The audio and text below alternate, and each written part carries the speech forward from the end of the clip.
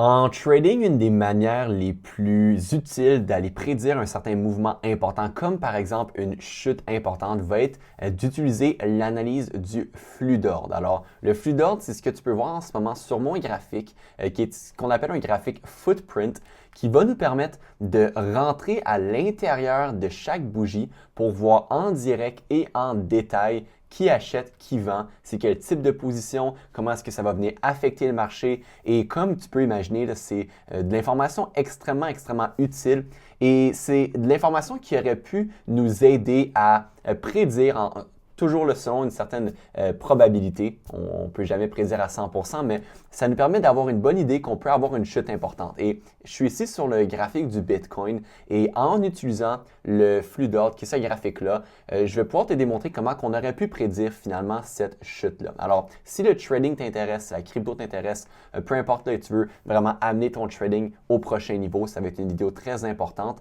Je t'invite donc à l'écouter et à regarder très attentivement là, du début jusqu'à la fin. Je te rappelle aussi rapidement notre avis de non-responsabilité. Alors, comme tu sais, tout ce qui est dit ici à JB Trading est pour but d'éducation et de divertissement. Ce ne sont pas des conseils financiers et une fois que tu vas avoir accepté cet avis, on va pouvoir ici basculer sur notre graphique. Alors pour cet exemple-là, je vais utiliser le graphique du Bitcoin parce qu'on a eu une chute importante et en utilisant, je me répète, mais ce graphique-là, on peut prédire cette chute-là.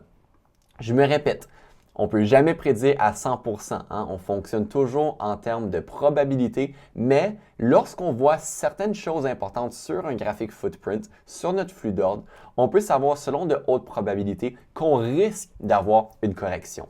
Et les données les plus importantes à prendre en considération vont être la ligne que tu peux voir ici sur mon graphique, qui est ce qu'on appelle le CVD, le delta en termes de bars, donc delta bars CVD qu'on appelle.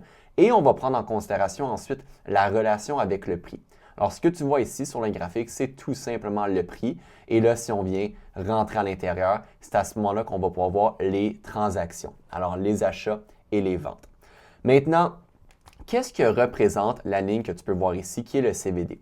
Le CVD va nous donner le delta. Alors, le delta, pour garder ça simple, va simplement représenter la différence entre les achats et les ventes. Alors, est-ce qu'on a plus d'achats? Est-ce qu'on a plus de ventes? Un delta veut simplement dire une différence. Alors, à ce moment-là, on va mettre ce CVD-là sur Full Data. Alors, tu peux voir ici, est-ce que je le cache? Je le cache peut-être un petit peu, mais Full Data qui va nous permettre d'avoir les données historiques. Alors, ça va constamment, finalement, accumuler le delta et nous donner cette différence-là. Et étant donné qu'on a maintenant les données historiques, ça nous permet d'aller comparer avec le prix. Alors, on peut donc savoir, lorsque le delta était à tel niveau, le prix était à tel niveau également. Et théoriquement, comme tu peux imaginer, si on a un delta qui est plus élevé, ça va vouloir dire qu'on a plus d'achats, plus de positions d'achat, et donc le prix devrait être plus haut. On s'entend, plus d'acheteurs, le prix monte. Ça devrait être aussi simple que ça.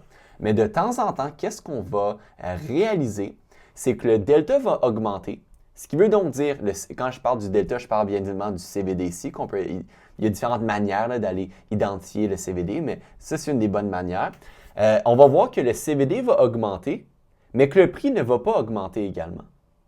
Alors, pourquoi est-ce qu'on aurait plus d'acheteurs que de vendeurs qu'on a, par exemple, à un certain niveau? Comme ici, on a l'exemple, puis je vais démontrer plus précisément, mais on voit, par exemple, le prix qui augmente, le CVD qui augmente, mais le prix est plus bas que où est-ce que le CVD était plus bas. Alors, comment est-ce qu'on peut expliquer ça? Ou est-ce qu'on a plus d'acheteurs, mais le prix ne monte pas? Et c'est là qu'on peut utiliser cette information-là pour nous aider à prédire la chute. Parce qu'un des points importants avec les graphiques footprint, c'est que toutes les transactions qu'on va voir à l'intérieur des bougies vont être des transactions sous forme de market orders. Alors, tu le sais probablement déjà, mais lorsqu'on peut prendre un trade, on peut toujours utiliser soit un market order ou un limit order. La grande différence, ça va être lorsque tu prends par exemple un market order, tu vas prendre ta position et ça va automatiquement entrer dans le trade. Tandis que le limit order, tu vas mettre par exemple, OK, je veux acheter le prix du Bitcoin par exemple à tel prix exact, on va dire n'importe quoi, à 60 000, je mets mon ordre limite, mon limit order, et là une fois que le prix va atteindre ce prix-là, mais finalement, je vais rentrer dans mon trade. Alors, ce sont les deux manières, mais étant donné que le market order ou la limit order, ça ne va pas être le même principe de liquidité, alors ce n'est pas le même principe de volume, sur ici un graphique footprint, on va juste pouvoir aller analyser, identifier les market orders concrètement. Alors, lorsqu'on voit le CVD qui augmente comme ça va vouloir dire qu'on a plus de market orders d'achat, alors de positions long sous forme de market orders, qu'on a de positions short, toujours encore une fois sous forme de market orders. Parce que ce sont les market orders qui font directement bouger le prix. De la théorie un peu plus avancée, mais qu'est-ce qui fait officiellement monter le prix? C'est des market orders d'achat. Alors, je me répète, on voit ici qu'on a plus de market orders d'achat, mais le prix fait un haut qui est plus bas que le haut précédent. Alors, je pose la même question. Si on a plus d'acheteurs ici qu'on en avait ici, pourquoi est-ce que le prix ici n'est pas aussi haut ou devrait être plus haut que le haut précédent? Mais ce n'est pas le cas. Alors, c'est quoi la variable qui manque à ce niveau-là? Pour quelle raison est-ce que le prix ne suit pas? Et c'est là qu'on a notre signe bearish, qu'on va probablement avoir une chute. Parce que la dernière variable, ce sont les limit orders, qu'on ne voit pas concrètement. Alors, on ne les voit pas directement sur notre graphique, étant donné que ce n'est pas comme ça que le volume fonctionne, mais si le prix ne suit pas le volume sous forme de market orders, ça veut dire qu'on a des limit orders qui sont positionnés ici, des limit orders de vente, pour être plus précis, qui sont en train d'absorber toutes les positions d'achat. Alors, il y a du monde ici qui achète, qui achète, qui achète. Souvent, c'est monsieur, madame, tout le monde qui ont peut-être un peu moins de connaissances, voient le prix qui monte, ils vont se dire « OK, c'est le moment d'acheter ». Alors là, ils pèsent market orders et ça l'achète, ça l'achète, ça l'achète, mais le prix ne suit pas. Pourquoi? Parce qu'il y a des traders un peu plus expérimentés qui ont souvent pas mal plus de capital. Par exemple, les institutions, les gros traders professionnels qui ont des limit orders et qui sont en train d'absorber les positions. Et on voit ici, là, alors que le prix commence à consolider, on a eu énormément d'absorption où est-ce que le prix augmente un peu, beaucoup de nouveaux volumes, mais le prix ne suit pas. Et là, on sait qu'on a maintenant des limit orders qui absorbent ici, et qui absorbent ici, et qui absorbent ici. Et ça veut donc dire qu'on a maintenant des grosses positions de vente qui sont en train de se créer.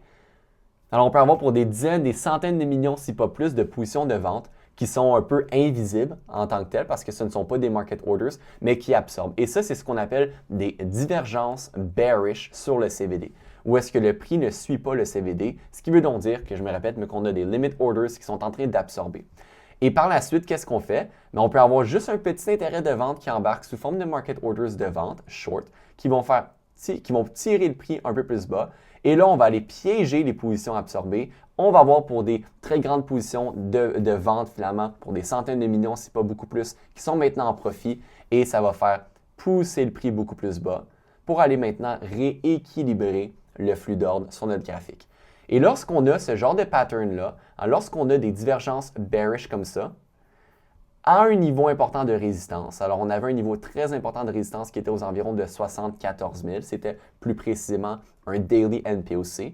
Si on vient l'identifier ensemble sur un graphique fait pour ça, on peut zoomer out un petit peu, puis tu vas pouvoir voir très clairement. Ça va juste prendre quelques instants pour charger. On va aller modifier le nombre de ticks pour avoir les données les plus précises. Et tu vas pouvoir voir, on devrait l'avoir ici.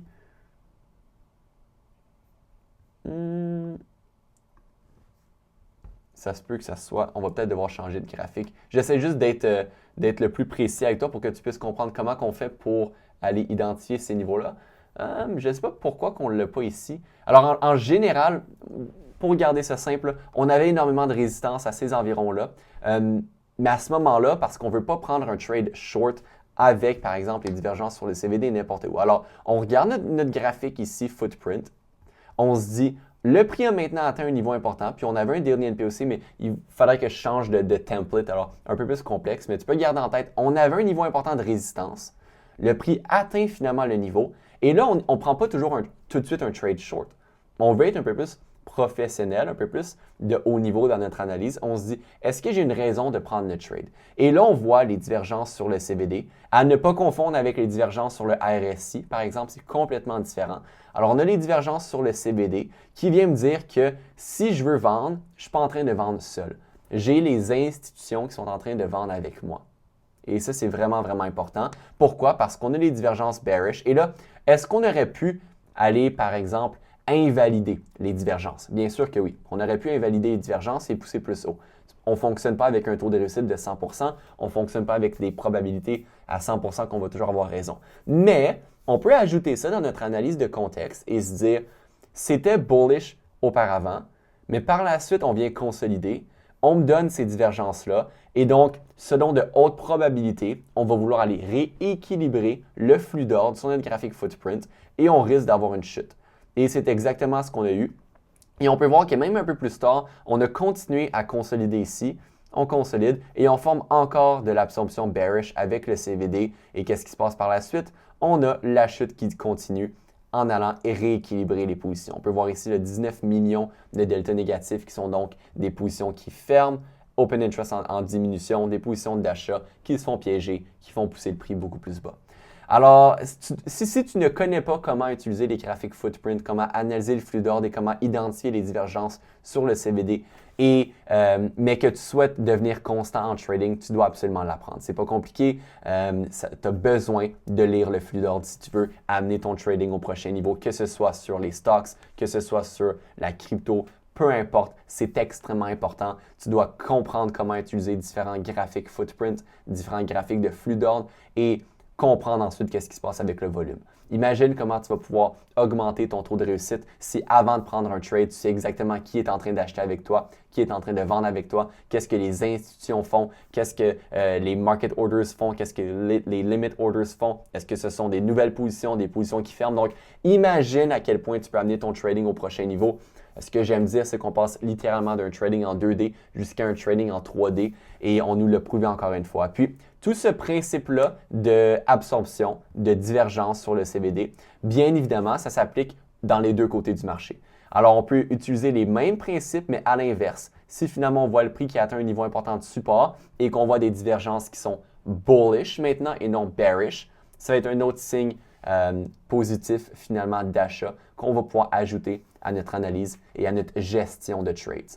Alors, écoute, si tu as des questions à ce niveau-là, n'hésite surtout pas.